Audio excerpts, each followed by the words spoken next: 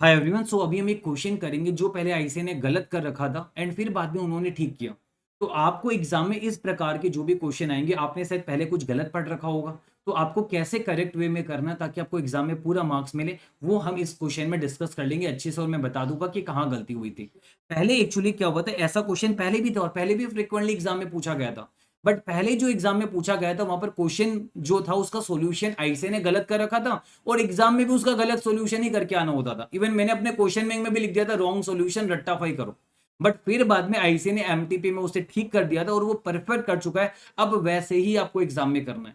Even ये वाला question मैंने पहले भी डिस्कस किया था। इवन जो हमारा पोर्टफोलियो मैनेजमेंट का डिटेल्ड रिवीजन वीडियो था वहां पर भी मैंने कराया था। पर मुझे पता है आप में से बहुत सारे बच्चों ने अभी तक ये क्या पता ये क्वेश्चन किया हुआ नहीं होगा, या पढ़ा हुआ होगा तो गलत तरीके से पढ़ा हुआ होगा। तो जरूरी है कि मैं एक बार फटाफट से 5-10 मिनट में क्वेश्चन आपको करा दूं ताकि एग्जाम में अगर ये क्वेश्चन है तो आप सही तरीके से करके आओ और आपको फुल मार्क्स मिले आईसीए के हिसाब से सही तरीके से करके आओ। तो चलिए हम ये क्वेश्चन देखते हैं। यहां पर देखो एक क्लाइंट है जिसने फॉलोइंग सिक्योरिटीज में इन्वेस्टमेंट कर रखा हुआ। इक्विटी शेयर्स में G limited, S limited, B limited, तीन कंपनी के इक्विटी शेयर्स में पैसा लगा रखा है और जीओआई बॉन्ड्स में पैसा लगा रखा है।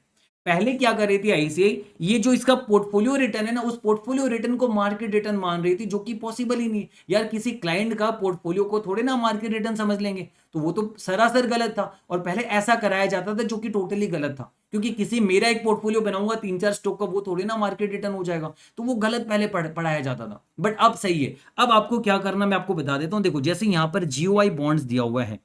अब जीओआई बॉन्ड्स का मतलब कि government of India bonds. Government of India bond सबसे सेफ माना जाता है और ये रिस्क फ्री बॉन्ड माना जाता है। क्योंकि अगर आप कॉर्पोरेट बॉन्ड्स वगैरह ये सब में पैसे लगाओगे तो कॉर्पोरेट बॉन्ड्स में रिस्क रहता है, क्योंकि अगर वो कंपनी डूब गई तो आपके पैसे भी डूब सकते हैं, तो वहां रिस्क होता है और वहां पर बीटा भी हल्का फुल्का होता है। But generally government of India bonds का बीटा 0 होता है। यहां पर 0.01 लिखा हुआ है, एकदम नेग्लिजिबल। इसको जीरो ही समझो, 0.1 भी नहीं है, ये 0.01 है। मतलब ये एकदम नेग्लिजिबल है। मतलब ये इटसेल्फ इंडिकेट कर रहा है कि ये आपका रिस्क फ्री है। और गवर्नमेंट ऑफ इंडिया बॉन्ड्स हमेशा रिस्क फ्री ही रहता है, क्योंकि गवर्नमेंट में अगर गवर्नमेंट में ही सेफ्टी नहीं है तो फिर कहां जाओगे आप, फिर कहीं सेफ्टी नहीं है ना। वो हमारे देश के लिए इम्यूनिटी का काम करता है गवर्नमेंट। तो गवर्नमेंट ऑफ इंडिया बॉन्ड जो है रिस्क फ्री होता है। तो इसी वजह से यहां पर इन्होंने risk free rate of return निकालने को बोला है और हम इसी इंफॉर्मेशन के सहारे से रिस्क फ्री रेट निकालेंगे। कैसे निकालेंगे देखो, गवर्नमेंट ऑफ इंडिया बॉन्ड्स में 72,000 का कॉस्ट लगा के इन्वेस्टमेंट किया गया, इंटरेस्ट मिला 5,060 का, और आपका कैपिटल लॉस हुआ है 20 का, क्योंकि इसकी मार्केट प्राइस एंड में हो गई 71980। तो हम बोलेंगे जो गवर्नमेंट ऑफ इंडिया बॉन्ड से रिटर्न कमाया ना, वही आरएफ होगा, यही आरएफ होगा। आरएफ कितना होगा हम बोलेंगे, हमने कमाया रिटर्न कितना कमाया 5,060 इंटरेस्ट से कमाया, और कैपिटल लॉस से 20 रुपीज हमारा लॉस हुआ है। कितना लगा के 72,000 लगा के इंटू 100, यानी 5,040 डिवाइड बाय 72,000 इंटू 100, ये आ गया 7%। तो आरएफ आपका 7% है, ये परफेक्ट है। अभी आपको ऐसे ही निकालना है एग्जाम में, तभी आपको आईसीए मार्क्स भी दे और ये करेक्ट भी है। तो ये आरएफ आपका 7% आ चुका बिल्कुल परफेक्टली। अब नेक्स्ट इन्होंने पूछा ईच सिक्योरिटी का एक्सपेक्टेड रेट ऑफ रिटर्न निकालो जीओआई बॉन्ड को छोड़ते हुए यूजिंग सीएपीएम मॉडल। अब यहां पर लिखा हुआ है वेटेड एवरेज बीटा कैलकुलेशन में लो, राउंड ऑफ करो 3 डेसिमल पॉइंट में। तो अगर बोला है क्वेश्चन है 3 डेसिमल में करो तो 3 डेसिमल में ही करना है। एग्जाम में बोला रहे तो वैसे ही जाना है आपको।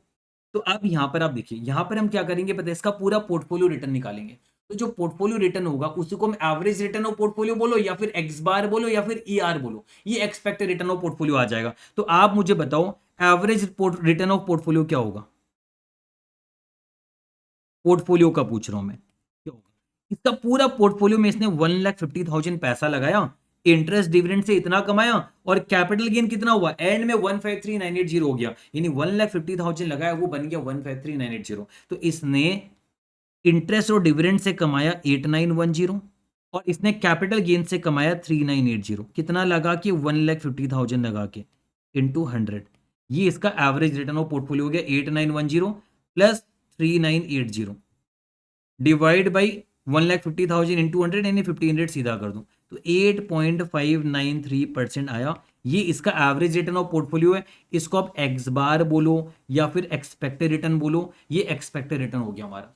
अब जबकि सीएपीएम एजम्पशन क्या है, E are equals R E.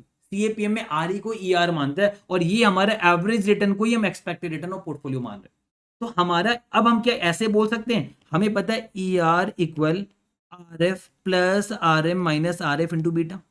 As per CAPM तो हम E R equal R F plus R M minus R F into beta बोलती है, पोर्टफोलियो में पढ़ा है अच्छे से, रिवीजन में भी पढ़ा है। तो अब देखो ई आर तो हमारे पास है 8.593, आर एफ भी हमने निकाला था 7, आर एम हमें निकालना है, ये हमारे पास नहीं है, और आर एफ भी है 7। अब बीटा कौन सा लेंगे, जब एक्सपेक्टेड रिटर्न आपने पोर्टफोलियो का लिया है तो क्या बीटा भी आपको पोर्टफोलियो का लेना चाहिए, ये भी आपको पोर्टफोलियो का लेना चाहिए। तो बीटा ऑफ पोर्टफोलियो हमें चाहिए। ये कैसे निकलेगा, देखो हर एक सिक्योरिटी का बीटा दिया हुआ है, तो इन सभी सिक्योरिटीज के बीटा में अगर हम वेट्स लगा दे तो पोर्टफोलियो बीटा आ जाएगा, weight into beta, weight into beta करके। अब वेट्स कौन सा से लगाएंगे, कॉस्ट भी दिया हुआ है, मार्केट प्राइस भी दिया हुआ है, तो ईयर एंड में ये जो मार्केट प्राइस है आपका, ईयर एंड का मार्केट प्राइस को ही जनरली कंसिडर करते हैं।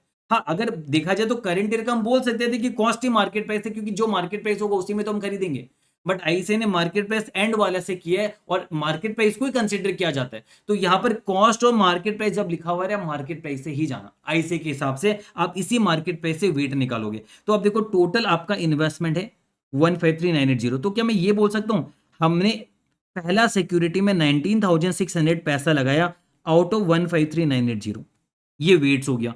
दूसरे में 30,400 लगाया आउट ऑफ 153980। तीसरे में 32,000 पैसा लगाया आउट ऑफ 153980। इसमें लगाया 71,980 लगाया आउट ऑफ 153980। अब चारों का मिला के वेट तो वन ही होना, आप देख लेना। तो इन्हीं ये वेट्स हो गया, इसी वेट में आप बीटा लगा दो 0.6, 0.8, 0.6, 0.01, और इन सबको प्लस करोगे ना तो आपका पोर्टफोलियो बीटा आ जाएगा। वो मुझे याद है, आप कैलकुलेट खुद कर लेना, 0.364 आएगा, आप देख लेना।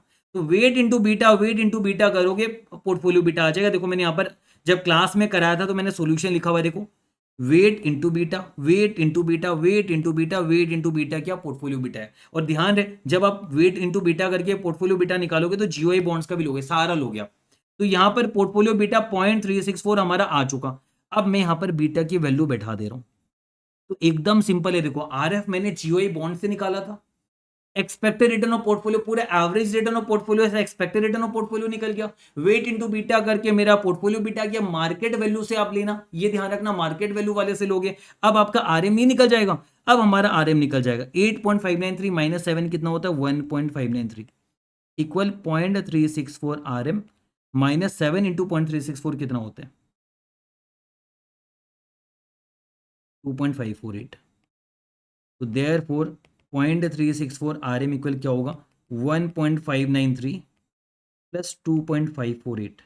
और अगर मैं 0.364 को भी इधर ले जाऊं तो सीधा आर एम आ जाएगा, आर एम आ जाएगा कितना 1.593 प्लस 2.548 डिवाइडेड बाई 0.364, 11.376। और 3 डेसिमल में ही चाहिए मैं, क्योंकि इन्होंने बोला है 3 डेसिमल में करो। तो 11.376 हमारा क्या हो गया आरएम हो गया ये।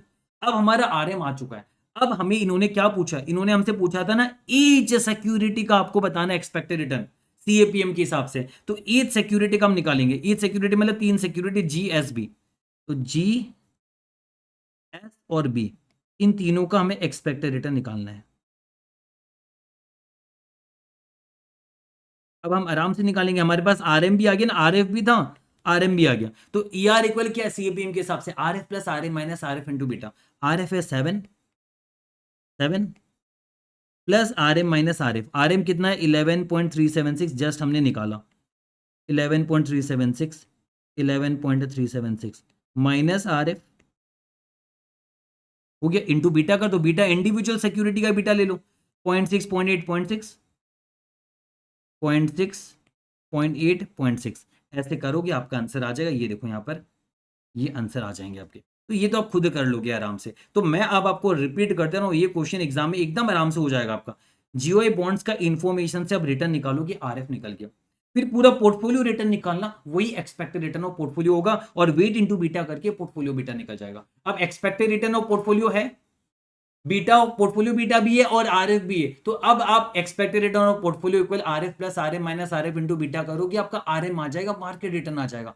अब मार्केट रिटर्न आ गया, खुशी की बात है, अब तो झूम उठो एकदम। अब उसके बाद हम सेकंड वाले में जो एक्सपेक्टेड रिटर्न ईच सिक्योरिटी का पूछा, तो हम निकाल देंगे ईच सिक्योरिटी का बीटा ही RF plus RA minus RF into beta. RF तो सबका सेम रहता है, RF 7 है और RM हमने निकाल लिया 11.376।